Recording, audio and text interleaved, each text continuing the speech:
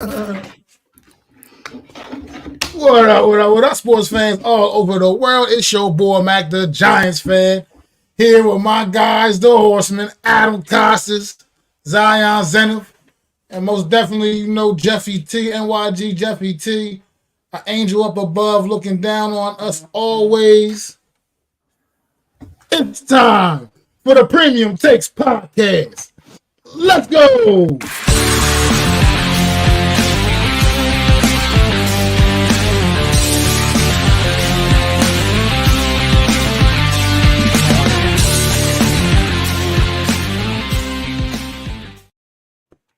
What up, fellas, man? How y'all feeling today on this nice Friday evening? A lot of things going on, man. I got a lot of things going on, man. But how y'all feeling today, man? Evening. A lot of things going on, man. Extremely happy to be here. Thank you guys.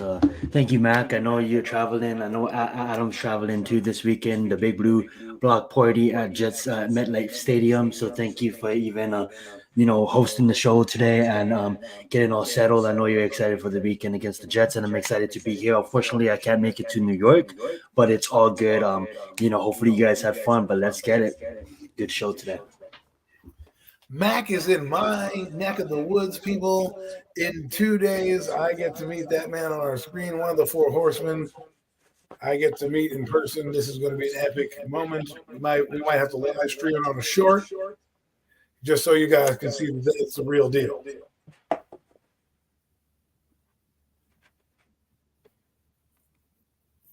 Love it. No doubt indeed. Let's get this thing. Let's get this party started, fellas. How about we take it to the NBA, man? Let's start the NBA. Get it off. Get it popping with the NBA season underway, man. Milwaukee Bucks debut last night. They knew acquisition. Dame Lillard, man, went out there and had a big night, man. What y'all think about Milwaukee in the Eastern Conference right now going forward, man? The rest of this season with the game effort they put out there last night. Wow, just wow. Like the rich, as we say, the rich get richer. They are getting rich. They are. I mean, first off, Dame Lillard has done this in the Western Conference, so now to be on the Eastern Conference, he's going to dominate. Absolutely. So it's a lot of fun to see this. I know. As a Net fan, and probably as a fan of Jeffy T, he probably would be killing me right now saying, why is the Milwaukee Bucks going crazy? But you know what? He would also love the fact that it'd be a great basketball team in the Eastern Conference. He loves basketball, and this would be one of the things I'd love for him to watch. It'd be this Milwaukee team with Damian Lillard chasing a championship. He's going to get it, yo. Absolutely, man. Absolutely. Good stuff, Adam. How you feel about him, Zion? Yeah, I was going back and forth between this and the Buffalo game at Tampa.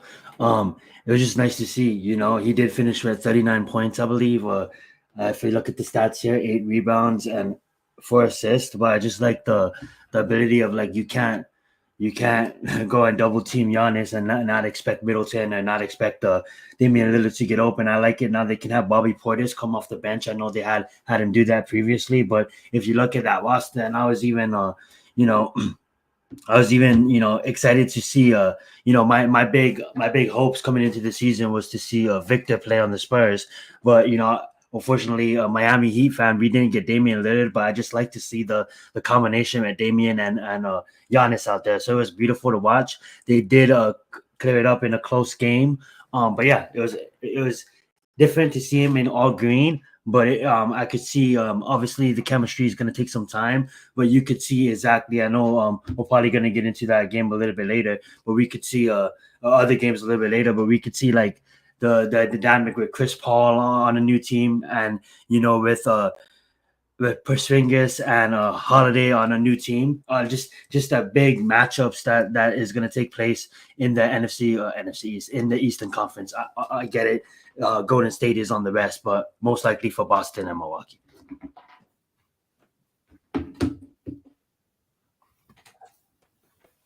I mean,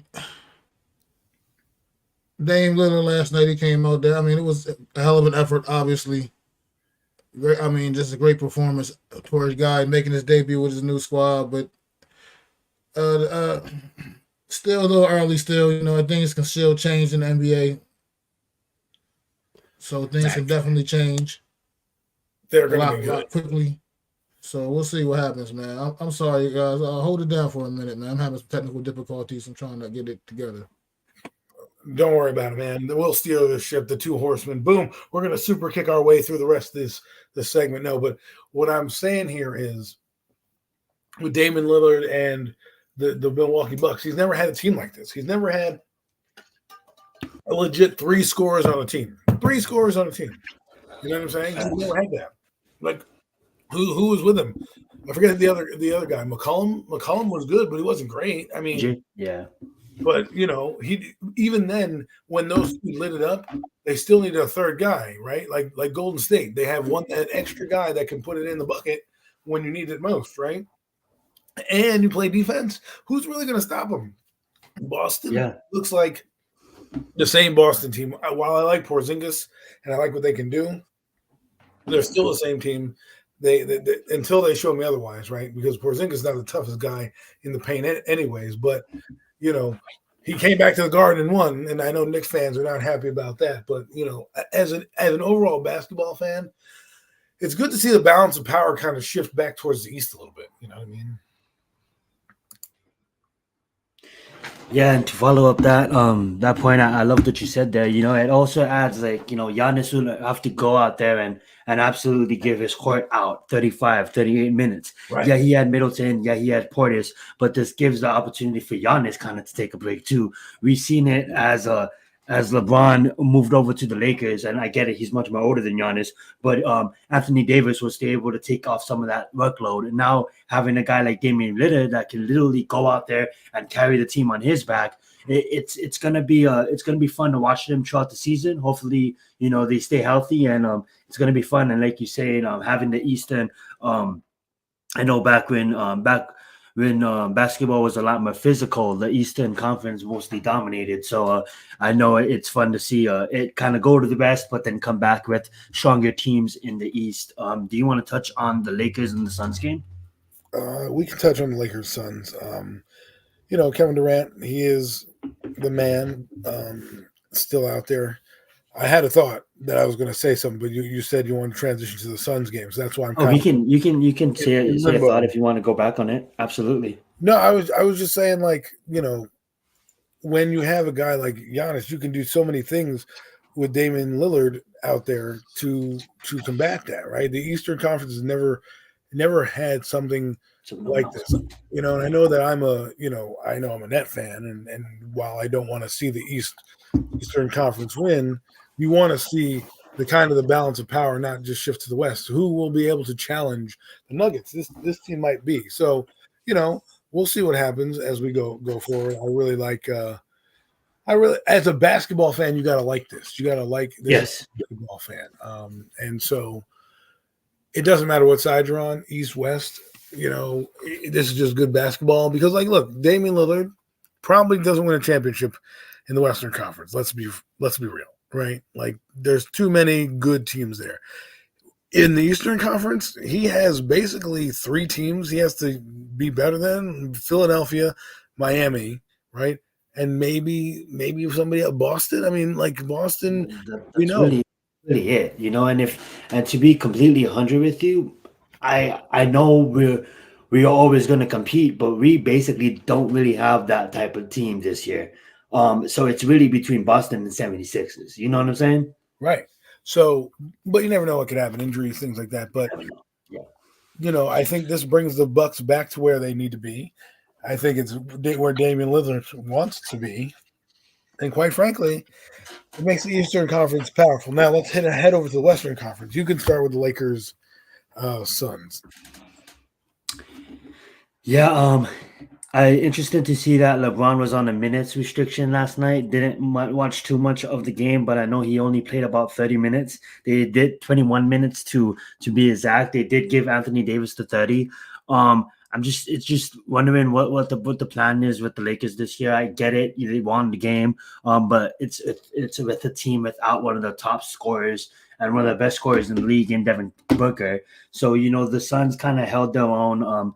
Durant went out there and did his thing with 39 points, but and I said I misspoke. Obviously, I said he had 21 minutes. I believe LeBron James played about 30 minutes last night. So that being said, like I just didn't watch too much on that game, but it was a nice opening game for the Lakers. Getting that win against a powerful team like the Phoenix Suns. And until we hear more on Booker's injury update, and I believe he's not gonna be out that much longer. I can't really judge the Suns as a top, as a competitive team just because they can still compete with the players that they have on roster. But I really can't judge them because one of the best players is out. If that's fair, if that's a fair statement. I don't know if you watch too much of the game. I know with these late night games, it's so hard to watch with the 3-hour time difference. But there's so much games in the NBA season that 82 games is a lot of games to follow. So I don't know if you want to touch too much on the Lakers or Phoenix, or if there's any other game today that you wanted to touch on. I believe your team is your team playing today? They're playing Dallas, huh? I think your team's playing Dallas, if I'm correct. But yeah, is there anything you want to touch on that game, or if you wanted to get into the other games while we wait for Mac to pop back in? Let me continue with that game real quick. See, what really is the key for the Lakers is Anthony Davis having his way, right? If he scores now, he scored 30 points in this game. That's what the Lakers need. When he scores and he's the leading scorer on the team, they win games. When he's not, like LeBron James at 29, he had 8 rebounds and 9 assists, his normal triple-double, but those aren't LeBron James numbers as we think. He had a few blocks and made his presence known where it needed to be, obviously. But Anthony Davis is the straw that stirs the drink with this team. If he gets going and has, like I said, over 30 points, they win. Now, on the other hand, the Suns, you explained it perfectly. They don't have a second scorer. The leading scorer is Durant with 39. The second highest scorer has 15 points, and that's Eric Gordon. Like that right there is the difference. You know how we talk about averages, okay? Well, people want to talk about, don't look at the numbers, don't look at. Well, that's where the points of Devin Booker, his 20 points a game, come in, because now you add that in there. You add half his total in there. You're probably winning the game or close to winning the game. So that's why you have averages. That's why you have players, out there. So that's basically what I wanted to say about that. Lakers get Anthony Davis going, they're going to be hard to beat. Thank you, guys. Welcome. We got Matt back. Let's get it. I'm definitely back, man. I'm sure y'all had I don't know, you guys got anything else on the NBA? Or you want to switch gears? Adam wants to touch on anything. I'm good. All I have to say is Miami is in a tough out against Boston right now. It's only our second game, but we'll see if we can hold it and come off with a victory. But other than that, I'm not expecting too much of Miami this season. Hopefully they shock me, but we'll see what happens. It's going to be a tough, long, horde season for us, but wishing for the best. I think we're in the same boat with the Brooklyn Nets. A lot of young players. Already off to a rocky start, 0-1 doesn't really sink your season, but you want to kind of get off the mat early, especially with a team like the Nets. The faster you start, the better it is when the crash happens. So you're still in that hunt. But we'll see how we see how we grow. We don't have any superstars really, and I saw a Knicks fan today, and I'm laughing at him because they got beat by Boston the other night. He's like, "What fan are you?" I said, "Net fan." He's like, "How you going to be laughing at me, bro?" I said, "Listen, the Nets are perennial losers, man. That's their MO, right? The Knicks have a prestige history. That's why what people don't get, man, is like when Yankees, Knicks, Giants, Rangers, when they lose, it hurts people because they're supposed to be the prime organization, right? So when you see a Cream team of the crop. right, like the Jets or the Mets, and we're making fun of those teams, it's kind of funny because there are teams in New York that have storied history. Like the Knicks are a lot, and at least right now, have a lot more history than the Brooklyn Nets. The Brooklyn Nets have been around. You know, the ABA, they had Dr. J back in the day, and that ABA ball, they had some good stuff. But at the same time, you know, right now it's not the same as it was, right? So Brooklyn's kind of the new up and coming. I call it a gentrified team because it's like, hey, we're Brooklyn, we're hip, you know, we're back, you know, but yet we still don't do anything. So it should be fun. I hope for Jeffy T, you know, he gets to watch a decent Nets team because right now the Giants stink, the Mets stink. So let's something be good. My God. Goodness gracious, do better for my homie for real. Definitely do better for my homie. But let's switch gears, guys. Man, you know, getting underway tonight was the World Series.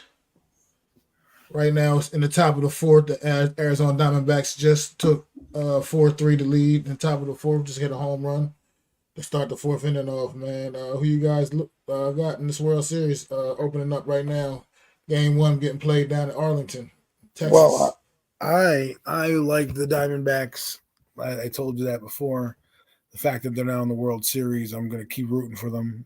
As you know, like I said, I grew up when Randy Johnson went there and made the Diamondbacks a big team, and then they also won a World Series, I think against the Yankees, if I'm not mistaken, in like 2001, something like that. Around that time, it was a young team. You know, when you're growing up and you're watching the Yankees in your area, you get to see everything. So it's kind of crazy that they're back in it, and I kind of like to root for these teams. You know, like these smaller market fan bases that have worked their butts to get here. So, you know, I'm rooting for Arizona.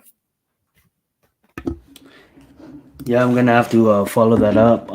You know, I'm a new average fan to baseball, but you know, following them throughout their playoff run, I know they have that rookie, Corbin Carroll, that's just playing outstanding, and I do like the catcher Gabriel. Just watching him hit some runs early on in the series, was amazing. But that being said, I mean, like they're playing a tough team in Texas that I know has more experience being there, but I like the underdogs, so give me the underdogs in this one.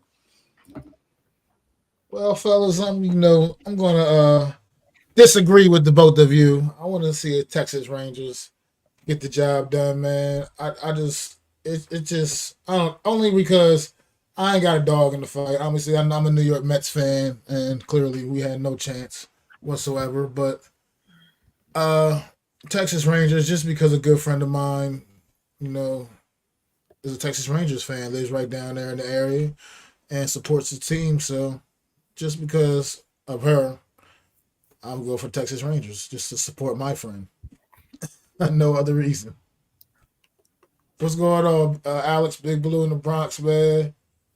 Yes, sir, man. Up here chilling in What the up, Alex? Airbnb, man. Up here in Montclair, New Jersey. We're going to get it popping Sunday. Big Blue Montclair, Crew block party, man. Look at Mac. Mac Yes, just giving you indeed. his whereabouts right now. He's just giving you everything right now. He might, you know, drop a pin in his location, show up and knock on the door. Yo, Mac, Let's man. go. No, but seriously, you know, I hope the World Series is fun. I mean, it's the World Series, man.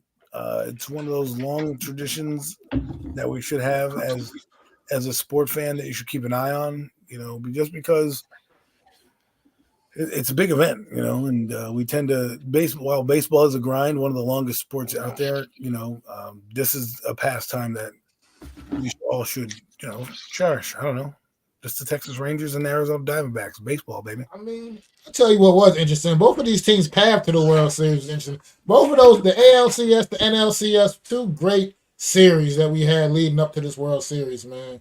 The ALCS, every team all the road team won the whole entire series. Usually, you know, home field advantage. That did not work out in Houston's favor. And then in the Phillies and Diamondbacks series, man, Phillies got up on top of them quick early in the series, and Diamondbacks came roaring back, man. Both of those series, the championship series, were absolutely fantastic, man. That's when the best time to watch baseball, man, is right now, October, man. October baseball, nothing like it, man. I mean, sometimes it's okay in the summertime too. I ain't gonna knock it all summer, but at the end of the day, baseball in October, man, you get shit like this popping, man. Those were two fantastic series. These teams fought hard to get to where they are right now, and like Adam said, I just want to see a great World Series, honestly. But I'm just rooting for Texas just because just to support of my friend. No other real reason.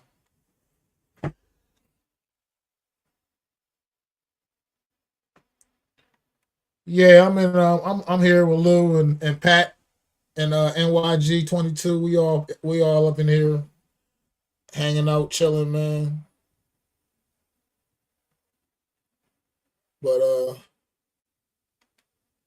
it's time to, I guess, switch gears once again, guys. Which way we want to go now? How about Thursday night football, man? You might as well do what we always do. Get Thursday night football. Is that the Buffalo Bills, Tampa Bay Buccaneers? What you guys feel about Thursday night football last night? First off, I just want to apologize to like Baker Mayfield. I've been so hard on that kid since he entered the NFL, and like he's been proven, with the team, he can go out there and he can compete. He's off to a great season. It's hard to come in and overtake, fill the position that the GOAT just held. So shout out to Baker Mayfield for making it a competitive game. They dropped down 10. They was able to come and tie it back up. Both teams kind of did really good on getting the main ripping out of the game. So Diggs was out of the game. Mike Evans was out of the game. Both defense locked them up at first. They had to rely on other receivers, just such as Shakir, such as Davis on Buffalo sides. They had that nice catch on the tight end. Dalton Kincaid, being that Dawson Knox was out. Loved him at Utah. Was one of my favorite tight ends coming out of the draft. I'm happy to see him get his first touchdown. On top, the other side of the ball, we have to rely on, Chris Godwin. Got out there, had an excellent game. We even relied on Trey Palmer. So, obviously the better team won, which is the Buffalo Bills. They closed it out when it needs to be closed out. But a good competitive game out of Tampa Bay.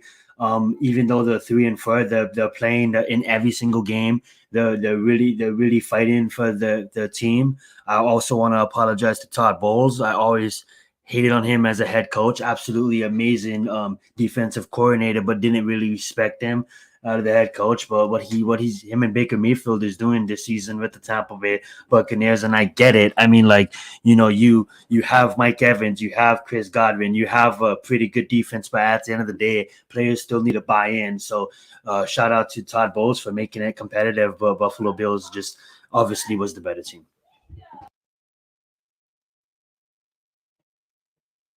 Adam, your thoughts on Thursday night football? First off, Josh Allen is that guy. Okay, he is a good player. Like, I don't care what anybody says. Last night proved to me again why he's one of the tops in the league. He's just magic out there.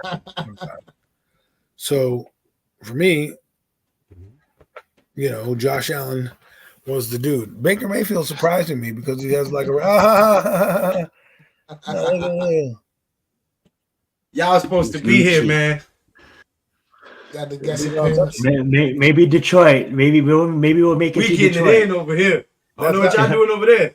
We getting it in over here. I love it. Well, I don't know what to say about that, but I will get back to the game as they are going to be getting it in, as the young kids say these days. No, but seriously, getting back. Zion, you full of caca. Anyways, Baker Mayfield, he's having a renaissance. You got to come out next time, bro. Absolutely. Maybe if you guys do Detroit, I don't know if you guys head into We're going to do it up, man. Watch. Anything like that. We'll see what happens. Let's get it. Let's do it. So anyways, Baker Mayfield is having a renaissance year. Rebirth, actually. I don't know. He's not great. He's not doing great. He's doing okay. But it's for what Tampa Bay expected him to be doing. I mean, they're still in the playoff hunt.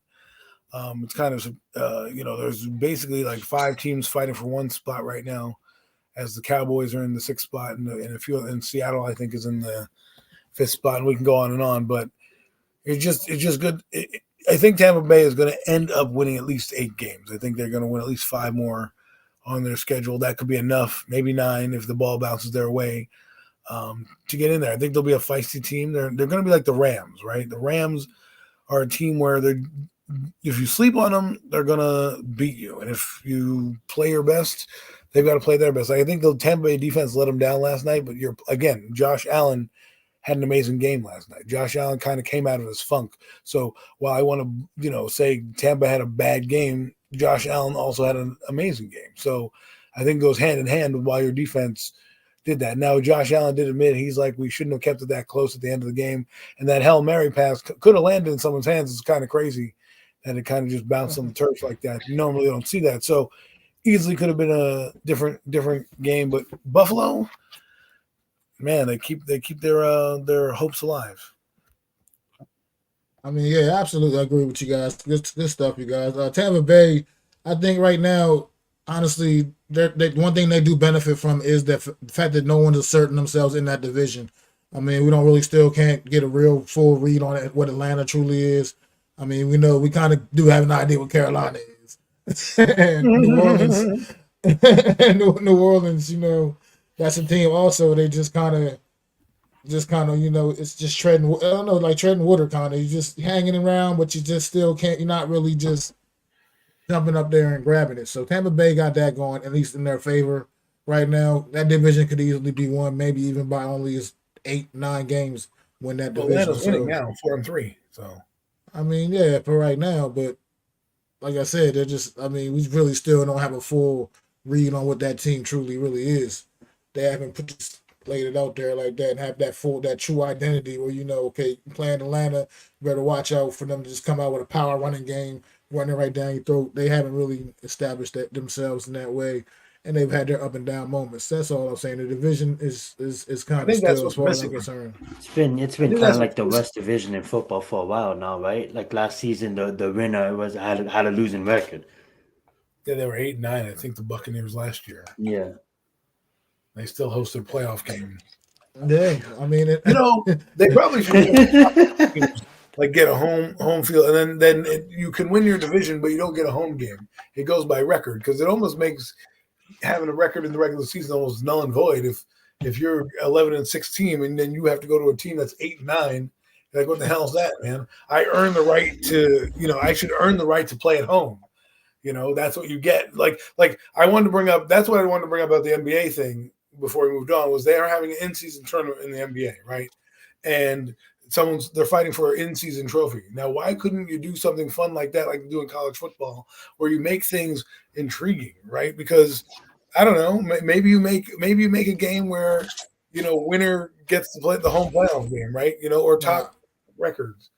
Oh, I know. I feel what you're saying. No, honestly, I agree. You win your division, you get your playoff spot. At the very least, you still get your playoff spot. But like you said, you shouldn't be hosting home games against teams that are better than you. Like last year, like you said, that was the Cowboys had to go down there and play Tampa Bay Buccaneers in Tampa Bay with a better record than them. And you saw what happened. They went down there and they trashed them in the wild card round of the playoffs. It probably didn't matter, but I'm just saying, didn't they earn the right to do that? Like, what's the point of having an 11-6 record if you can't even play a home game and you're still the 5th seed? Like, if you're going to do this 7 seeding and no home field buys, right? You only get 1 bye now, right? The top team. Well, if you're going to do that, then you should do it by record. Okay, 4 division winners get in automatically, but they don't get an automatic home game. Now it's like, all right, well, if there are absolutely. If there are 2 or 3 wild card teams that are happen to be better, like let's say the Atlanta Falcons, right? Let's say the Giants, for example, were in the playoffs last year, right? And they weren't playing Minnesota; they happen to be playing Tampa Bay. Why couldn't the Giants have hosted the game? Because they've earned the right to be there because they had 9 wins. You got there because your team stinks. Yes, you won the division. I like that thought, but then it almost comes down to it's not their fault that their division sucks and our division is the best in the league. Like, it's not their fault that the Eagles and the Cowboys play in the same division. It's not their fault at all. And I think the NFL does it that way. Obviously, we know why, because it's like you win your division, you should have some kind of prestigious in the playoffs. It's not their fault that they play in a bad division. You know what I'm saying? I totally agree with you guys. But the conference, you only have 1 winner who has a home field advantage in the playoffs. So if you're not going to do 2-team buys, what's the point of why don't you just have it by record then after that? You say, okay, this team is the best team in football already, and it goes by record that way. But then if it goes by record, how is an 11-6 team now below a 8-9 team only because they're the 4 division winners? It still should be like you won your division, but you're the 6th seed. You're the 6th seed now. You know what I mean? Because of your record. That would make winning the division getting your playoffs, so you're automatically in for the playoffs. But now you're actually fighting for your home field, because if you're not going to give people home field advantage throughout the playoffs like they normally do, then they should be able to earn home field advantage that way by record, saying, all right, first team goes in, second team, third team, fourth team, 15, 16, 17 team, just let you know 4 division winners get in. So if there's a wild card team, let's say a 5th team that's 11-6 and a division winner that's 10-7, well, guess what? The 11-6 is playing at home, and the 10-7 is on the road, but they get in because they won the division. See what I'm saying? A little complicated, but I think no. I like that though. I like exactly that. I mean, like you said, winning your division should only guarantee you your playoff spot. It shouldn't guarantee, like you said, it should not guarantee you a home game. After that, like you said, that should be based off your records. Look at the NCAA tournament. All those teams from those small conferences win their conference tournaments, get their automatic ticket to the NCAA tournament. I mean, right, exactly. But that doesn't. Look at this guy, Hollywood over here. But I'm just saying, I don't mean to go on a playoff tangent. I'm just thinking, like, since they eliminated the 7th seed, and you're in essentially 2 plays 7, 3 plays 6, 4 plays 5, right? So at this point, to me, it's like, well, why can't those teams that don't have the home playoff advantage, because it doesn't matter now? Like, for example, if the Eagles and the 49ers finish first and second by record, right? They're both the same record, and then it goes to conference record. If the Eagles are home, now the 49ers are home. Now, the next team, if they're the Cowboys, and the Cowboys are 11-6, and the Detroit Lions are 10-7, why should the Cowboys now have to be like, yo, I won 11 games, you won 10, now I got to go to your building and play? Like, I would be like, yo, what's the point of the regular season? You know what I'm saying? That's just how I'm feeling it. So, I totally agree. I totally agree. Giants fell victim to this before themselves here in the 2007 playoff run, having to go play the Buccaneers. The same damn team. The Buccaneers, as a matter of fact, was the same. What is it about this team? The New York Giants had a better record than them, but they had to go on the road because the Buccaneers won their division with their lesser record than the New York Giants. So yeah, I feel you. But as far as we went way off on a little bit of a tangent there, but it's all right. It's all good. That's what we do here from time to time. That's why we call this premium takes. Good stuff, fellas. Good stuff. But for Buffalo Bills right there, that was what what they needed. They needed to get back on the winning ways, get back on track. This team has looked pretty bad the last few weeks, losing to Jacksonville, playing really close to the vest against the New York Football Giants in a game in which they should have lost if the Giants could have just, been better. But that's a story for another day. But and then taking another L last week against whoever, I can't even remember, the Patriots, as a matter of fact. So this Buffalo Bills team had been struggling. They definitely needed to get themselves back on track. And Josh Allen went out there and had another strong performance and showed why he is one of the best quarterbacks in this league right now, man. So I don't really have much more off of that because I was in and out on the game last night, honestly, so I didn't get a full look at it. But it's good to see Buffalo getting back on track, getting back on the winning ways, man, because I feel like this is a really good football team and they just seem to lost their way the last few weeks. So we'll see where they go from here. Well, teams struggle. I think that's what's happening right now with a lot of teams. You're starting to figure everybody out, trying to get everything out there. It's a kind of a rat race right now. Everyone doing what they're doing. So I think that's what's happening. I think Buffalo now is going to get off the schneid. They're going to have 10 days until the next opponent. And I think having this win going into there and winning the way they did last night, it took the Buccaneers to the last score of the game. You know what I'm saying? It wasn't like the Buccaneers had to earn. The Buccaneers had the ball with like 9 minutes to go. They end their touchdown drive with like 2 minutes to go. So they had the ball for like 6 minutes driving down the field. So, Buffalo, you can only do so much. 18 points in the NFL is a great score to have a defense give up. And the fact that you scored more, it worked out. And I think Buffalo's back on track. I mean, Josh Allen, again, prime time. It was good to see him bounce back. It was good to see him. So anyways, I'm done talking about that. No doubt indeed. No doubt indeed, man. So definitely moving it on along. How about we talk a little? Y'all guys want to talk a little NCAA, man? You guys got anything? NCAA reports, Zion. Yeah, I'm absolutely disgusted with the outcome of the game against Utah. Starts at the top at Lincoln Riley. Like, yeah, it's fun to have like a high flying offense and the ability to get down the field, but at the end of the day, like you can't do anything without a defense. And I just feel sometimes we move the football down them too fast and we don't give the defense a chance. I was really optimistic. Not even that. I had a super high hopes. A lot of the nation was optimistic on USC this year, but I had high hopes for them. I just thought our defense, being that we have a safety that's going to play on Sundays, a middle linebacker that's going to play on Sundays, a DT that's going to play on Sundays. I mean, like all of them didn't show up at all. What's up, G Nation? All of them didn't show up at all, and it just sucks, now the game, I'm not blaming the defense, but at the end of the day, I mean, like you seen it in the end, we're able to score a touchdown, and then they're able to just the quarterback just goes and runs like nothing on our defense, goes down and gets it in a field goal range, and then they kick a field goal to knock us out of the college football playoffs, which is absolutely disgusting. And if we're gonna go down this path, I mean, like you have Colorado that's going to be heavily involved in the transfer portal.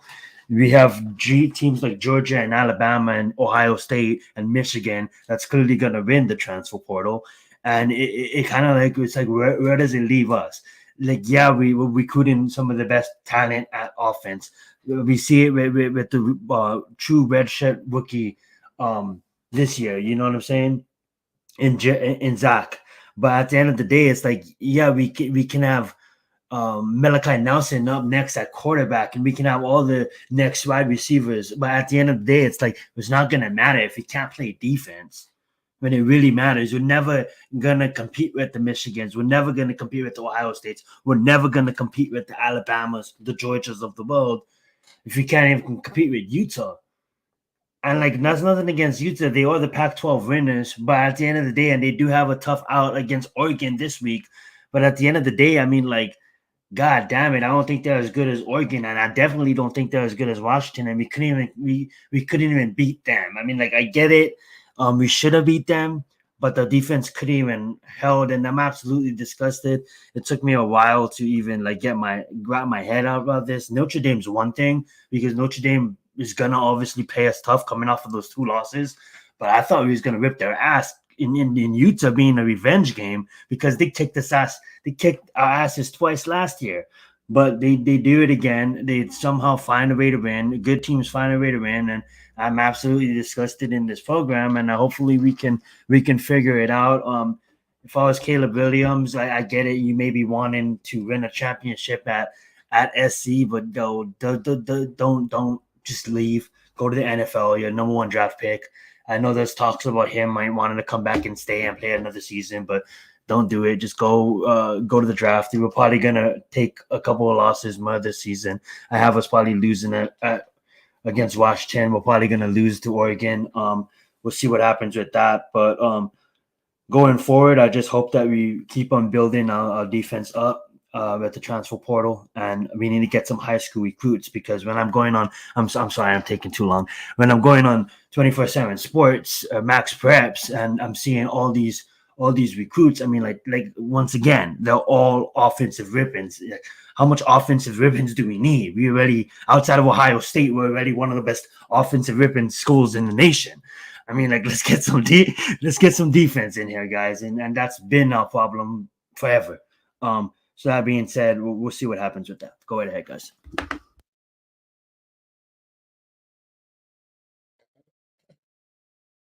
Adam, any thoughts on the NCAA? Well, it depends on what you're watching the NCAA for. Because if you're watching for a quarterback, there's some games out there and prospects you should look at. If you're not and you just want to enjoy the game of football, there are also some other games out there that are intriguing to look at. There's a couple of college on the docket right now that that I'm intrigued by. I'm intrigued by Oregon. I want to see if they can keep up the pace that they're doing. That Bo Nix is having a phenomenal season. Florida State. Let's see if they can keep raising the bar. They have a team against Wake Forest. Jordan Travis is out there. He's leading that ball club down there. Mm-hmm. You know, you've got Texas. They're going up against BYU. Quinn Ewers. Duke against Louisville. That's a good matchup as well that people like to do. And of course, Notre Dame Pittsburgh, which is a rival game. Pittsburgh and Notre Dame go way back, way back. Back when Montana played, Marino played for Pittsburgh. There's a lot of storied history of those two schools duking it out. So it's going to be a fun game to watch Notre Dame and see if they can keep building. They may not be in the playoff hunt, but you want to finish the season strong, and you never know where the chips fall, and you probably will get a bowl game at the very least. So at least play. I like watching them. I think they're a good team. I think their head coach has some growing pains, but I think he's the right guy for the job. So that's good to see. And and a few more other games you should watch. I know USC is playing California, but you got Joe Milton of Tennessee. You've got Michael Penix Jr. He's coming on prime time. He's playing with Washington. So there's some teams out there. And then if you like Shedeur Sanders, I don't know if he's coming out, but you got him. And then there's Oregon State has, I think, DJ Ugaligli. I can't pronounce his last name, but he's also a prospect. So those are some names you want to look at if you're interested in the quarterback market and interested in games going forward. Great stuff, fellas. Great stuff. Absolutely. Real quick update from the World Series down in Arlington. The Arizona Diamondbacks tacking on another run here in the top of the fifth. Still at the plate right now with 1 out, 1 on. So Arizona Diamondbacks up 5-3 in the top of the fifth right now. Arizona and establishing themselves. And we will move on real quick to a quick topic here. We can I just threw in real fast because I know Adam just loves discussing this young man right here. Oh my God. Daniel Jones out for a third straight week. Do you guys think it's time to stop beating around the bush, man? Look, this is a neck injury. Nobody wants to be the guy to tell the guy, oh yeah, go out there and play, you can play again. And then he gets his fucking neck snapped or broken, and then it's like, wow, it's a neck injury, a sensitive thing. You think they need to stop just beating around the bush, put this kid on IR? Well, they should have done Tyrod the rest of the way. They shouldn't have put him on IR. They should put him on the short-term IR. Why? Out of mind, out of body, out of sight. You don't have to worry about answering questions about Daniel Jones. What you're doing here is stringing him along so you can try to fool the opponent right now. You think the Jets give a damn if it's Tyrod Taylor or Daniel Jones back there? They're coming to eat. That's what they're coming to do. They're going to change their game plan up if it's Tyrod Taylor because they're like, oh, they're going to take a little bit more deep shots. They probably wanted to see Daniel Jones because of the way he's been scouted. Listen, man, I've been in a lot of spaces talking about this specific topic. It's over, man. It's over for its team here. I'm sorry. 3 weeks, and there's no end in sight. Brian Dable even said he doesn't know if it's season ending or not. He wouldn't even give a timetable, which he probably doesn't really want to. But on the same token, the way the beat reporter said, it didn't look promising at all, right? So to me, the Giants should have put him on the short-term IR. He would have been out there for 4 weeks.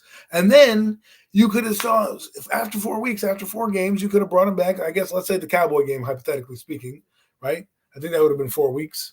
Or what week are we at? 3? So the Raider game. After the Raider game, he goes to the Cowboy game. If they go, hey, Daniel still is not clear for practice, okay, then you can just IR him for the rest of the year. But if he's going to be out, I heard a rumor, I read somewhere that he's not going to be cleared till after the bye week in week 13. If that's the case, why even bring him back?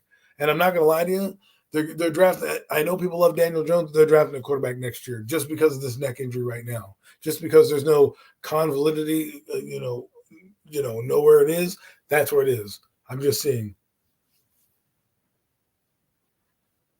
Chad got a question. I don't know if you guys want to answer that question, but well, it'll depend on how the draft falls, really, because there's a lot of top-heavy players everywhere, and this kid's going to be should be a top 10 pick, at wide receiver. But again, with the quarterbacks, I heard there's a great DN group. I heard there's a great defensive group. I heard the whole class in general is really going to have a lot of really good players throughout the draft. So it's going to depend on who's where, right? If there are more quarterback-friendly teams up there, he's going to be pushed down the board.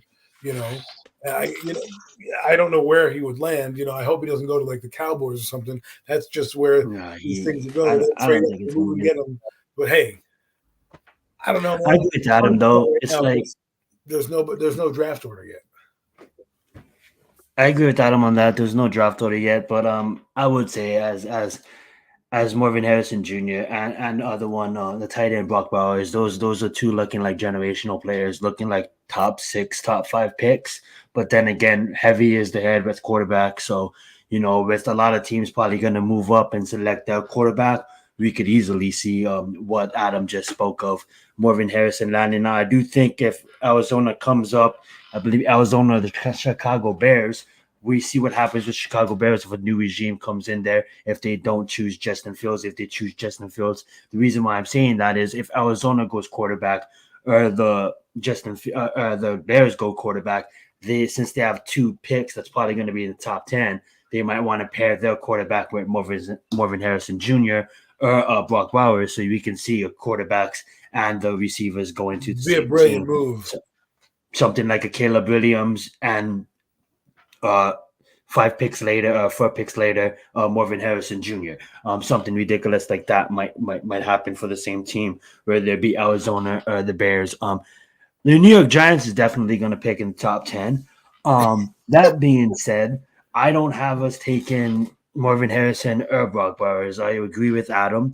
We take a quarterback. I think if we pick a top 10, we take a quarterback. Daniel Jones, we've seen a player rob us. They robbed the bank. Daniel Jones damn near robbed the treasury. This is bad. All right, like Kenny Galladay took $19 million from us a season. This guy is taking $40 million from us a season plus more. And then the best thing about it is we can't trade him. But that being said, still gonna rock for my team. But I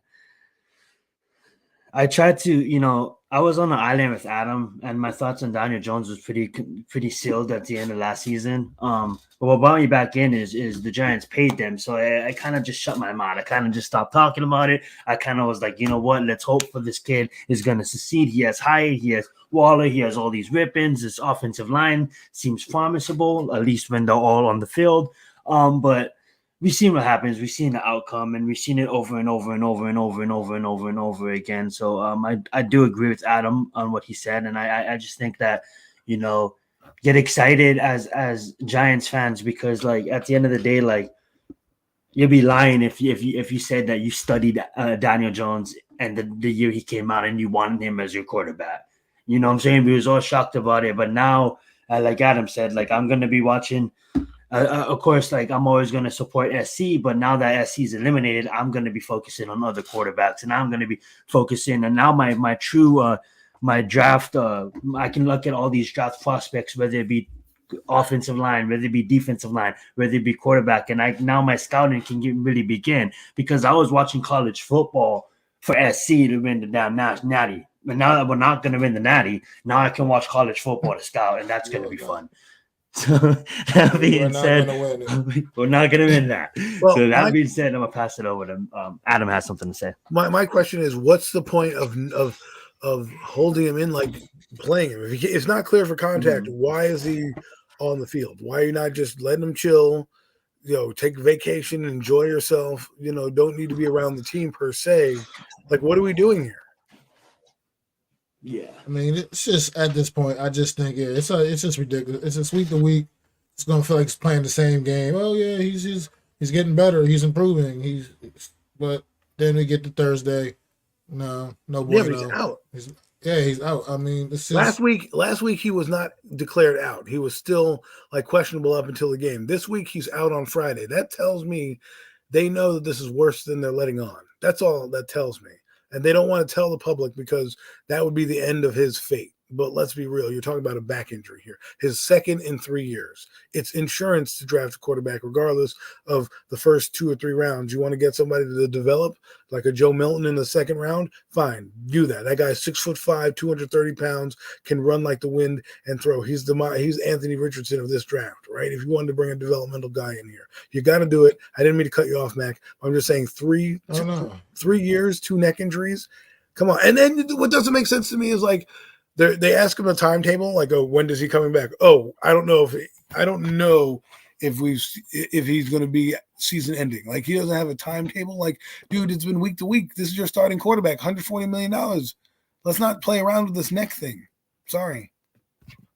I agree. I agree totally. It's just, I don't understand why they just seem to keep prolonging it. I feel like it's just like a couple years ago when they just kept doing it every week. He's practicing, but he still never played. I mean, that was like at least six or so games right there at the end of the season. Yeah, that was 6 games. Yeah, so that's a third of the season. I feel like this is looking really, really similar. And to be honest, like I said, it's the thing about the necks is different, man. It's just something different about neck injuries. The guys, nobody wants to be that guy, the clear guy that really truly wasn't ready. Right. It's just a weird. I mean, like, thing. we lost. Didn't we lose? Like, obviously, Luke Kuechly was mostly back, I believe. But if you want to talk about like losing Andrew Luck, that was his neck. You know what I'm saying? Andrew Luck, like, Tony Romo, a lot of guys have had back. Peyton Manning. Yeah. I mean, sucks, the thing is that people don't talk about is that Daniel Jones didn't have feeling in his fingers. So this could be similar. Wow. He does. I think he's got him back, but that's some of the numbness he was feeling, right? So, I don't know if it's like a Peyton Manning type thing, but all I know is this is your second neck injury, right? Your third neck injury. That's it, bro. You're probably either paralyzed or you're not playing football anymore. So if it is a decent injury that, needs time to heal, it could take, the rest of the year to heal it up. And, why would I rush him back? You're not going anywhere with the guy. You already know he's already sealed his fate with injuries, right? He's been injured 4 out of the 5 seasons he's played. He's missed 2 or more games.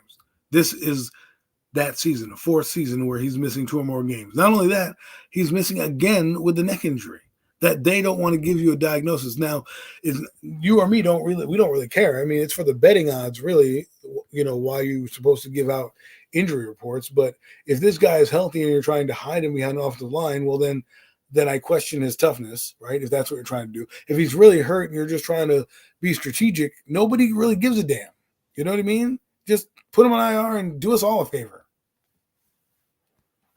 I couldn't agree more, man. I'm just ready to just, get this end this saga, man. Like, one way or another, man. Let us know what it's going to be. I mean, I'm starting to get used to seeing Tyrod Taylor run this offense now, just different command of it, and I honestly just rather, as a fan, continue going forward with Tyrod Taylor the rest of the way. Just to be honest, I mean, it's just my personal taste right now. Why not? In a way, and what I've seen out there the last couple of weeks offensively. I mean, if we're going to get a look and see what Jalen Hyatt really is, it seems like we need Tyrod Taylor to be the quarterback, because we weren't getting any kind of a look at what Jalen Hyatt was with Daniel Jones out there. So, I don't know. Let's just move on. And the floor is now going to be Adam's, man, for him to do exactly what he does each and every Friday night. And it's time for the NFL Week 7 recap and then the Week 8 predictions. I wish I had like some cool music. We'll get you some music here soon, Adam. Week 7 picks, right? So Week 7 picks. Here we go. Let me get up my little my game calendar, as I always do, as you people know. And we're going to recap these games. We're going to try to go quickly because I know people have long nights ahead of themselves, and we don't want to keep you too long. Is that the music you're playing for me? Oh, wow, yeah. Sounds like a poor disco, right? Like a porno. Like, I don't really want that music. Let's get into scores, right?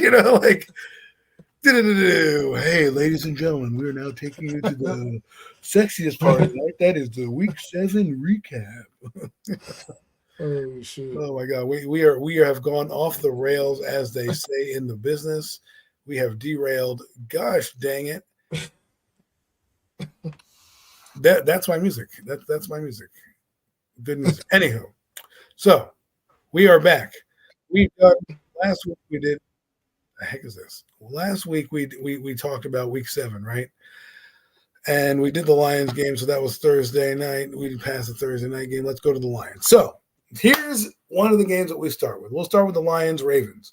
Man, we all sucked this week as we all picked the Lions. I mean, how they let us down. I did not think this beatdown was coming. Mac, you picked the Lions. Zion, wow, you picked the Ravens. Good for you. Well done, Zion. Well done. I mean, the Lions just went out there. I'll see real quick. The Lions, it just was disappointing because I just was giving this team props, calling them how legit this team was, and then they go out there and just laid an egg, man. I mean, it was just bad. This game was over. This game was over in the first quarter. It was literally over in the first quarter. It was ridiculous. Well, I mean, Lions need to learn how to win a little bit, against bigger teams. That's one that they'll hopefully bounce back from this week. Raiders, Bears. Let's go back to the top with Mac. You picked the Raiders. Well, you are wrong on that pick right there, as in you did not win. Mac picked the Raiders. Sorry, Mac. Yeah, it was a rough day. It's a rough day at the office. Let's see. Zion, you picked the Bears. Zion sticking with the Bears again. Look at you going full throat here. And I picked the Raiders too. What a fool I am. I'm on the same train as Mac right now. The next game, Browns, Colts. Wow, I picked the Browns. Holler. Let's see what you did, Zion. Zion picked the Colts. Wah, wah. Yo, can I just say the NFL? I was so pissed off. I had a 4-peg parlay, and I was like I was heated, man. It was so rigged. The last 3 minutes of the Colts versus Browns game was the most ultimate, biggest game I have ever seen in my life.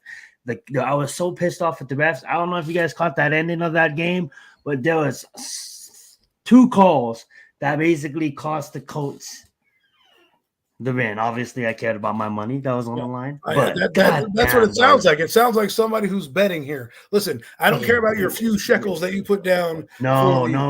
It was bad. Like it was for people who it wasn't even have money on the game. Like if you go back and you watch anybody talk about that end of the game, bro, they called the PI that literally was an uncatchable ball. And it was dirty. It was really dirty. It made me absolutely disgusted at the NFL, but I digress. Well, now that we're back, now let's get back on. The coach should have won that game, and I should have been 3-0. But one again, Mac also picked the Browns. He also picked the Bills last week as they lost to the Raiders, but obviously we talked about their bounce back this week. The Bills for Zion, you picked the Bills as well. I guess we all picked the Bills. What? Bill Belichick, man. You can't say anything about him, but sometimes games, bro. Win number 300. Win number 300 for Bill Belichick. Let's do that. Commanders, Giants. I picked the Commanders. How dumb I look right now. Let's see what you picked. Commanders. Oh my God, we all picked the Commanders. I wonder what it's going to be this week. Mac, Commanders. Okay, Falcons, Bucks. Mac, not so good. Zion. Ooh, Zion hanging with the Dirty Birds. Zion over here with the Dubs. And myself, who did I pick? I picked the Bucks again. Man, I was buying into that Baker Mayfield shit. Steelers, Rams. I picked the Steelers. Way to go, me. And let's see, with Zion, who'd you pick? The Rams. Sorry, another L on your thing. And then Mac picked the Rams as well. You guys are from Potico last week. Seahawks, Cardinals. Everybody picked the Seahawks. That was a W. I picked the Cardinals. You picked the Cardinals? Oh my God! You It was a division game. Definitely deserved it well for that. That one was a gimme. I hope you didn't pick his pick for Survivor Pool because you're probably out now. And if you're mad because you're out, blame him. And then we picked the Packers, who lost the game. So we picked the Packers. Oh wow, Zion, you bounced back with the win with the Broncos. Look at you. And Mac picked the Broncos as well. Wow, I'm the only dumb one on that one. You see something? Hi. Chargers, Kansas City. Well, we know who won that game. No need to even analyze it. Everyone picked KC. Except me, of course, except me. I picked the Chargers. It's that Justin Herbert. It must be that locks of hair that he's got. The Eagles. Got the Eagles. Mac picked Zion picked the Dolphins. Wow, you were smoking that Chiba. So did you, Mac. What's going on? You don't believe in the Eagles, man. Wow. Jesus. And the 49ers. They're breaking records, but Dolphins look hot. 49ers, we all got wrong. Said no. The Eagles said nope. Eagle said, nope, not today. So let's do this. 1, 2, 3, 4, 5 wins for myself. Let me just double check. 1, 2, 3, 4. Yeah, 5. 5 wins. That's terrible. Terrible. Zion, you have 1, 2, 3, 4, 5, 6, 7 wins for you. Oh no, actually, sorry. You blended in right there. Sorry. 1, 2, 3, 4, 5. 5 wins for Zion. Ugh, what an ugly weekend for us. Let's see what Mac did. 1, 2, 3. That's terrible. 4 wins for Mac. Mac comes in. Terrible. And week 7. San Francisco versus Minnesota. He's got 4. So, with that being said, we are going to get into week number 8. I'm sorry it went long, people, but that's what we do here. We have fun. We want to recap the games for you, give you a little insight, a little joking around, a little messing around. But now, we really start. Week number 8 in the NFL. I can't believe it's already week 8, fellas. Week 8. I know. It seems like yesterday we were talking about the start of the year, and here we are at week 8, almost halfway. I guess you could say it's halfway point, right? Just because of the stupid commercial. Okay, so Texans, Panthers, who do you got? Mac? I absolutely got the Houston Texans here. I think C.J. Stroud's going to go out there and just light this Carolina Panther team up, man. C.J. Stroud, rookie of the You're picking year, the Panthers. and I'm picking C.J. Stroud and the Just Houston kidding. Texans, brother. Man, so he outdoes his draft class mate. Zion, how about you? I disagree, man. Both teams are coming off their bye, and I think the coaching staff of the Carolina Panthers is too smart. What they're doing is they realize that Bryce Young is just throwing the ball to Thielen, and that's the only thing he's throwing the ball to. I think they use this off time. Obviously, the players had off. It's a bye week, but also the coaching staff used it to kind of get more utilize. Find a way to get Brian Burns open to get a sack. Fix the defense. Obviously, it can be fixed in 1 week. But for a division opponent, I have them coming out and executing a great game plan to get the victory here. So I'm going to give the first win of the season to the Carolina Panthers. And now, folks, we return you to your regularly scheduled programming. I'm picking the Texans here, and in this one because the Panthers are just booty.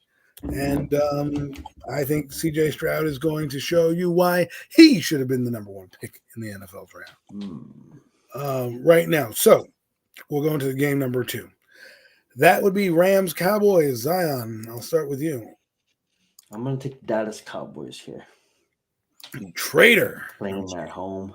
It's gonna be too much for the Rams to handle, even if they can cook with Tutu and Puka and Cup. I just think that the defense, when it comes down to at the end, I think Dallas is going to play better defense. Mac, I agree with Zion here, man. I'm taking the Dallas Cowboys. I think they come off the bye week and they're a little hungry. They see what's right in front of them right now, and Eagles got a big win last week, and they need to keep pace. So I think they're going to come out there and take care of the Rams. I was going to say Rams are fun, but I can't do it, so I'm going with Cowboys. Okay, so the next game on the docket is Vikings-Packers.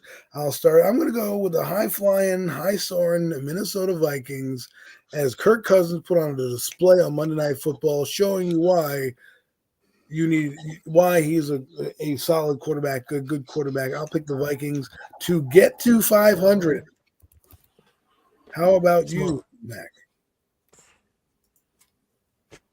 The Vikings. Yeah, the Vikings are playing some inspired football the last couple of weeks. Jordan Addison is coming into his own now. I mean, Justin Jefferson out the way. Jordan Addison is saying, hey, look, I can make some plays too, man. So I'm liking what this Vikings team's been doing, coming up with a big win against the 49ers. I like the Vikings here. I think that's a win that propels you.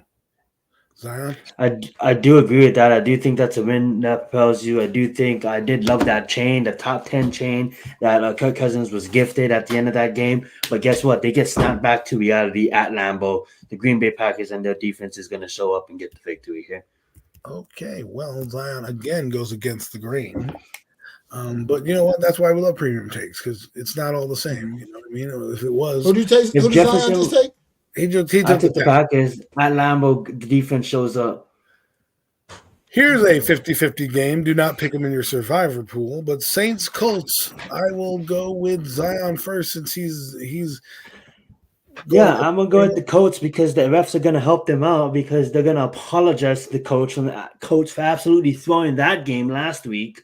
The Colts are gonna win this game. I absolutely love Gardner Minshew in control of this team. Like I told you guys last week, they clearly played a hell of a good game against the Browns. Clearly sucked in the fourth quarter of the game, letting the Browns get back into it. But hey, that's not Minshew's fault. That's the defense's fault. And I think that the New Orleans has really good defense, but don't really trust their offense. I wish they could just feed Olave, but it's not going to happen. So I'm going to go with the Colts. Olave may not be on the Saints sideline if he got in trouble over the weekend or whatever it was. So he's got to keep his nose clean. Mac, how about you? Will we get good Gardner Minshew 2 weeks in a row? I'm going to say no, we're not. I think the Saints force a lot of Gardner Minshew errors, mistakes. I think the Saints defense capitalizes and they get the win. Vikes and Saints. Okay, the Saints. So you have the Saints. It's tough. I'm gonna go with the Saints. I just think they were on national TV last week. You know, everyone saw them have that meltdown. And I think they're gonna galvanize themselves a little bit and get off their snot here and beat the Colts with Gardner Minshew. I think the defense is gonna have enough is enough, and we're gonna keep it moving, right? So, anywho. On to the next game. The next game we have here is Patriots-Dolphins. Ooh, I'm going to go first, and I know this is going to go against the grain, but Patriots, I am picking them. They play Miami. Is always a fluky, weird game, and I think this is going to be that fluky, weird game. I know I'm crazy, and I'm smoking whatever Zion's smoking because he picked the Panthers. I'm doing it right now for the Patriots. Zion? I disagree. I think Miami sweeps them here. They won in week 2 and they're gonna win. I think the Patriots was just like that special, that 299 needs to get to 300 against the best opponent in your division outside of Miami. So it's kind of like now it's like I don't see the Patriots, like they're a bad team this year, and I don't see them getting that 2 good teams in a row. So that reason alone, I'm gonna go with the Dolphins. Plus 2, the Dolphins just got slapped in the face. So the Dolphins want to prove something. So let me go with the Dolphins. I agree with Zion. Also, I think the Miami Dolphins roll in this game. I think they go out there and take all that frustration out on the New England Patriots. Well, whoop-de freaking do to you two. Okay? My guy Mike Moreland in the chat, my homie coming through from the Facebook. Appreciate you, Mike. This is one of my homies, man, and he agrees, man. 34-17 is what he got for the Dolphins over the Patriots. Well, welcome, Mike. Welcome. This is the best segment you'll get from any sports radio show out there. Our pick'ems are more fun than anyone has ever seen. Now, to the game that everyone is anticipating, the New York Subway Series in the NFL. Well, in this case, the Jersey Meadowlands Series. The Jets versus the Giants. Big Blue against Gang Green. We've got storylines galore. Daniel Jones not playing. Tyrod Taylor, TNT as they call him, against Zach, I love all the MILFs, Wilson. You know, against that vaunted Jet defense. Here we go. Ladies and gentlemen, Mac is about to tell you who he is picking. Mac, of those two, who do you got? Okay. I've been picking against the Giants pretty much the whole damn season. After the debacle against Dallas week 1, I just never really had much faith in this team. But I don't know. For some reason, I think they pulled out an ugly win here, man. Ugly one of those ugly like grinded out like 13-10 kind of games. I think both of these defenses are going to come ready to play. Jets getting Sauce Gardner back. That's obviously a big addition to that defense, which has already been great, even with his absence out there. But I still think the Giants find a way, pull out an ugly win in MetLife Stadium. Not just because I'm going to be there, out there in the parking lot with the Big Blue Crew, doing it up. You know what I mean? We're going to be out there killing it, Big Blue Crew style, There, you can honoring put the a pin in life, that. Put your honoring the life location of on our that. guy. And the life of our guy, NYG Jeffy T, man, doing some other fun things out there, man, making content, just having a great time. So that's just for that reason alone, New York Giants gonna win because Big Blue Crew gonna be in the building, baby. Big Blue Crew in the building. I wish I was on the same page. I will be at the same game, though. People, if you want to come out and meet Mac and myself, shake some hands, slap some high fives, take some photos. Not really, we're not that famous yet. But anywho, I think I'm going to pick the Jets here. Their defense is ferocious. They score on defense. And even though our defense is playing well right now or playing up to par, I think they have a solid run game that falls into the category of what beats the Giants, and that's a heavy run game. Last week against the Commanders, they threw 40-something times, played right into the Giants' hands, and I think they're going to run 40-something times with the Jets, and they're going to make Zach Wilson very one-dimensional and just throwing short passes and getting in front of the sticks. But that's what I got. I know I'm a Giant fan, but I just think the defense might be just a little too much here. Zion?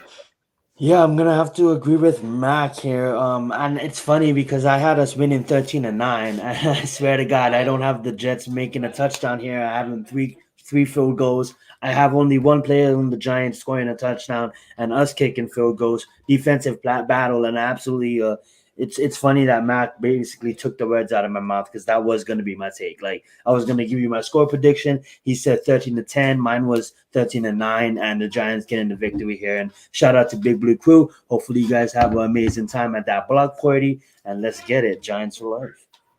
Giants for life. Moving on to the next game. This one's a good game. Over in Pittsburgh, PA, the Steelers against the Jaguars. Mac, give me your thoughts on what happens here. I think the Steelers win, man. Whoa. I think the Steelers come out and get the job done. Knock Goldilocks around a little bit, and I think they get the job done, man. Here, I don't Hey, know. you're talking about my MVP. Jacksonville is. I don't know about this team. Something about this squad, man. They just always had those ways of having the letdowns, man. And they just come at some strange times. I just like Pittsburgh here. Pittsburgh is starting to turn things around and get it cracking again. So. I'm gonna have to take Jacksonville here. I said it earlier on and like a couple of months ago that Jacksonville was gonna go on a win streak and get stopped against San Francisco, and that's exactly what they're doing. They won against the Falcons, they won against the Bills, they won against the Colts, they won against the Saints. They're about to beat the Steelers at home. And then what they're going to do is they're going to get slapped by the 49ers. So for that being said, I do like the Steelers here. If I was to put money on this game, I'll probably take the Steelers +2 because it is probably going to be a close game. But I really can't do that because I can't go against what I predicted that month ago. And Jacksonville is actually on a win streak. So I'm going to wide my pick and I'm going to take Jacksonville. Interesting. I wrote down Jags. Now I'm thinking about Steelers. I'm flip-flopping between these two games because right now the Steelers need to be in it because of the Ravens, right? If you want to have any shot at winning the division, you need to beat this team right now. And I think this game the Jags need because they want to establish themselves as a true contender in the AFC and a true person that can challenge the Kansas City Chiefs for either home field or the number one record. So with that being said, I think Doug Peterson has these boys revved up and ready to go, and they start their ascent to the top of the AFC by beating the Steelers. Excuse me. All right, next game. I'm gonna go. It's Falcons Jaguars. Not sexy, but I'm gonna try to ride that wave in the ATL as they don't know if Ryan Tannehill's playing or Will Levis or Malik Willis or any of that stuff. Well, hello, someone pick up the phone. Other than that, I'm going with ATL. Mac, who do you got? Right now the Titans quarterback situation is so dicey. I gotta take Atlanta here as well. I just don't know what to expect out of Tennessee Titans unless they're just planning on turning around and feeding Derrick Henry the ball, which is obviously never a bad idea. So I don't know. That isn't a bad idea. I still think I'm going with Atlanta here. Atlanta. How about you there, Zion? Yeah, I absolutely am a fan of Arthur. I like what he's doing in that organization, and I'm going to ride with Atlanta. Wow, Atlanta and Desmond Ritter. Sorry, he sometimes his plays like the Riddler. You question it. Make myself up. Eagles, Commanders. This game, hate to say it, I'm going with that team in Philadelphia. That Kelly Green team down in Philly. I'm sure my friend Tom would be loving the fact that I'm taking the Eagles right now. Zion. I want to take the Commanders. I want them to split, but I can't because we beat the Commanders. So I want to go with Philly. Mac, are you gonna do it? All right, it's time to dial it up. You know how I like to do it, man. I'm going to dial it up again, man. The Washington Commanders take this game, man. A big upset against the Philadelphia Eagles. Coming off that loss to the New York Football Giants, they come out there and pretty much just stun the Philadelphia Eagles with a big-time NFC East divisional win, man. I like the Commanders on Sunday, man. Commanders. Wow. And it is going to be raining. Well, broadcaster said it's going to be raining, so we might see a lot of groundwork from both teams. So that could definitely, you know what the Eagles suck against? Stopping the run if you have to beat them. So that was a good pick on Mac. Let's get. Well, I would believe you if they actually ran the football. I mean, last week they should have beat the Giants by running the football. 43 times. So I don't trust them as far as I can throw them, and I can't throw them that far, so I don't trust them at all. So next, we have a battle of teams that have surprised many of us: the Seattle Seahawks and the Cleveland Browns. Well, at least the Cleveland Browns. Man, I am going to go, as much as I love the Seahawks and what they're doing, I think I'm going to go with – actually, you know what? I'm going to go with the Seahawks. P.J. Walker may be starting. They got Frank Clark coming back. I'm going to go with the Seahawks here, and they pester P.J. Walker and the Browns. Mac? Sorry. Taking Cleveland here, man. Myles Garrett is just playing like a guy that really, really wants to hold up that Defensive Player of the Year award late come January, man. So I'm just liking what they're doing defensively. I'm liking everything what Cleveland's doing the last couple of weeks. They're overcoming the adversity that the team keeps seeming to face up against. And that's a sign of a good football team, man. Not to say Seattle hasn't been doing that good work this season, but I just like Cleveland here. Cleveland and Zion. Yeah, it's a pick'em game for me. I mean, like if Cleveland was playing at home, I would have gone with Cleveland. But since the 12s are going to be in the building and they're probably going to be able to drown, pump that noise up when that offense is on the field, Myles Garrett can definitely wreck the game. So I do see that thought process. But in the fourth quarter, when it really counts, that stadium is going to be rocking, and they're going to disrupt PJ Walker if he is playing, and the Seahawks will win this game. Oh no, he is playing. Oh yeah, so I'm going with the Seahawks at home. Like as much as I want PJ Walker to do well, undrafted guy, had a couple good games with the Panthers. He's steered the ship pretty good. He's like a young Tyrod Taylor kind of. He got the same kind of build and everything like that. Ravens, Cardinals. Do we even really need? Let me get this out of the way. Zion, are you picking the Cardinals right now? Nope, not doing that. Okay, not doing that. So Ravens, it is for you. Mac, who are you picking? I'm picking the Baltimore Ravens. Not even hesitation. Huh? I put the Baltimore Raves. That's not happening. I need Raves. That would be funny though. I'm going to the Baltimore Rave, guys. Sorry. The Baltimore Ravens. I'm sorry. I'm writing this down real quick. Again, I wrote Raves. What is wrong with me? Oh, I know what's wrong with me. Don't answer that. Broncos, Chiefs. I'm going to go with Kansas City here. Not even a question. I'm taking the Broncos in the upset division game at home.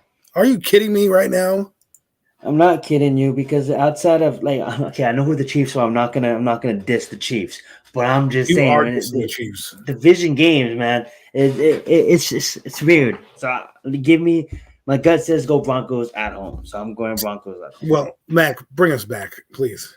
I'm gonna bring you back. I'm taking the Chiefs, man. I want to see Taylor Swift and Brittany Mahomes Actually, titty bump celebration again, man. Let's see it again, man. You know what I mean? So Titty ask me how bump Denver wins this celebration. game. Ask me how Oh, Denver wins boy. this game. I'll tell you how Denver wins this game. Denver wins this game by Sean Payton absolutely staying up late, game planning for how to absolutely get rid of Travis Kelce. Then he does it. He gets rid of Travis Kelce. So when Travis Kelce's triple coverage, they have to depend on Horsemen that they just got back. They have to depend on Weiss. They have to depend on Tony. It's not going to happen. Broncos is going to win this game. Well, what the Broncos are going to do, I mean, what Kansas City is going to do is just have, Taylor Swift and Mahomes' wife just go down in bikinis and do the chest bump together, and that's how they're just going to distract the Denver Broncos from winning. No, seriously, all serious note. I don't know what the hell you're smoking over there because Denver. You're probably on that Denver. You're on that Denver Mile High time over there, aren't you? My God, crazy. I am, but Let's I'm go. telling you, Sean Payton, that visit is about to be shown on why he is still off to a rough start. We all know we're off to a rough start, but we all have respect for Sean Payton, and he's gonna cook. It's gonna be it's not gonna be an offensive game now. It's gonna be a defensive game. But he's gonna game plan a way to get rid of Travis Kelce. That's my reaction to you. Like, I love what it. are you talking about? Like, on to the next game. Bengals 49ers.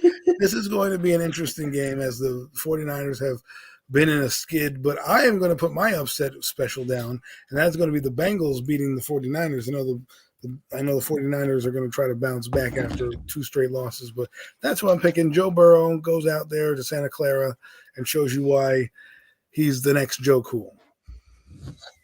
Mac? I believe we might get potential Sam Darnold sighting in this game, right? I don't know if Brock Purdy is he in concussion protocol or whatever. Or what I'm hearing, Yeah, something. Let's look that up. I mean, why don't we have live internet here? What is this, the 1980s? The 1980s, he says Brock Purdy could clear concussion protocol and play on Sunday. So it's a game time decision.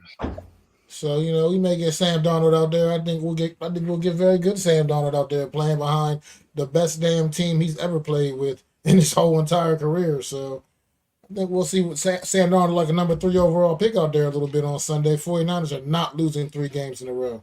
I don't care who the hell they're playing against, Cincinnati Bengals or anybody else. 49ers win this game. Well, excuse me for I chiming in. agree with him. I mean, like there's Kyle Shanahan coaching here. Have some respect, Adam. I'm gonna go to San Francisco. You picked the Denver Broncos. You want to come at me with respect? Get out of here. Let's get it. I'm moving on to the next game. Get out of here. Damn blasphemy. Here, Chargers, Bears. Let me guess, you're picking Tyler Baguette and the Bears? No, I'm gonna take the Chargers. No, I will say if the Chargers lose this game, you think he's fired, the head coach? Yes. No, He should I'm be. gonna go with the Chargers. I need him to be fired so I can get the best potential out of Justin Herbert. Right now, that guy's holding down. Yeah, I'm gonna go with the Chargers though. Zion. I mean Mac. Excuse me. I'm taking the Chargers here. Justin Herbert. This is the kind of game that needs to get himself back on track, and I think they'll roll in this one. I think Khalil Mack has a couple more sacks against Tyler Baguette. I don't know what his name is. I'm probably pronouncing it wrong, but the Chargers in the study with the candlestick. That's who I'm taking for that game. Little clue reference there for all you non-board game lovers. And last but not least, and by the way, that game, the Bears, the Chargers, 2-4 and 2-5, are playing on Sunday Night Football. What a snooze fest! So Raiders, Bears on the Chargers on. Oh yeah, that is true. Oh. Yeah, I mean you're going to wait all day for Sunday Night Football and watch 2 of the worst teams go at it. Yeah, that's what I have to say about that. I'm just watching it because Justin Herbert doesn't get much primetime television.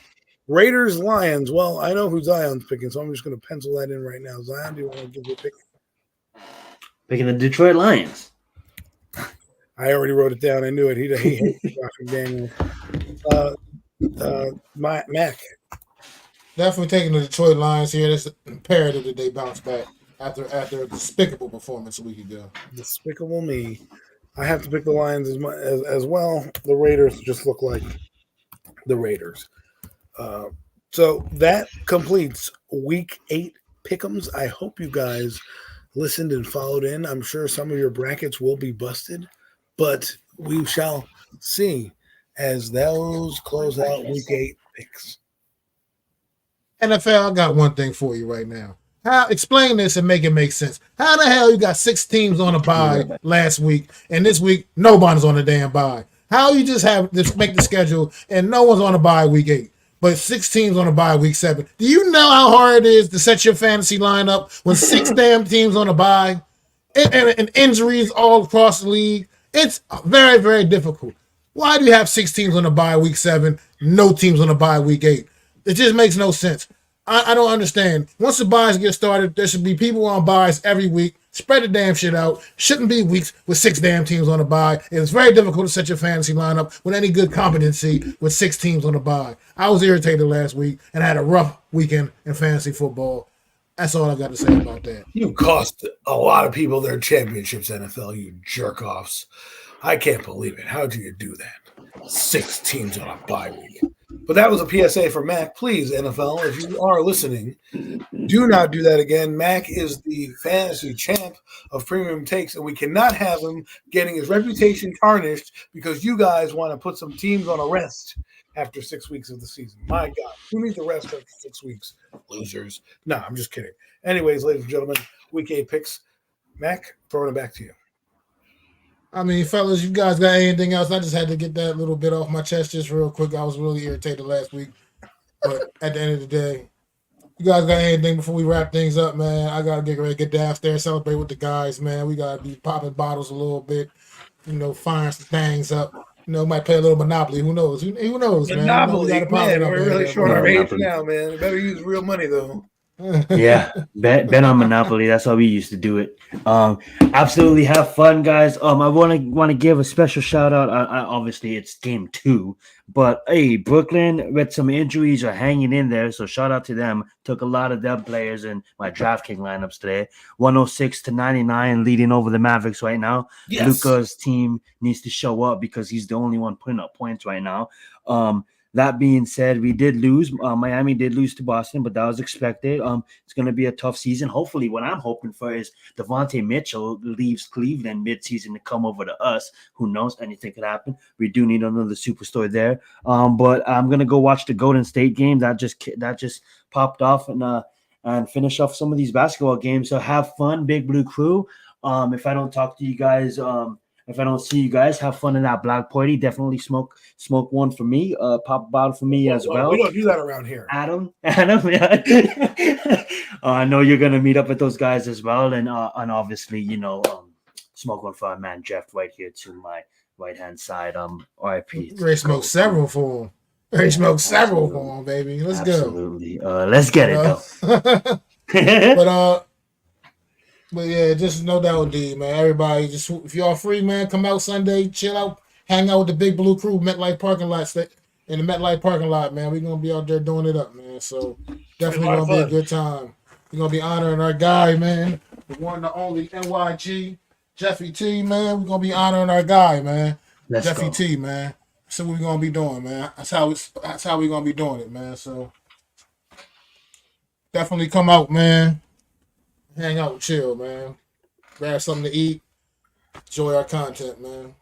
But everybody, man, it's been real, man. Another good night, Premium Takes podcast. Throw them 4s up for our guy, NYG Jeffy T, man. Throw them 4s up for our guy, man. Always representing, man. He's always gonna be here with us, and he's gonna always have a seat at this table, man. No doubt indeed, man. For myself, MacDaGiantsFan, Adam Costas, Zion Zenith, we are the Horsemen, and we'll see y'all next Friday night, man. We out, baby. Peace.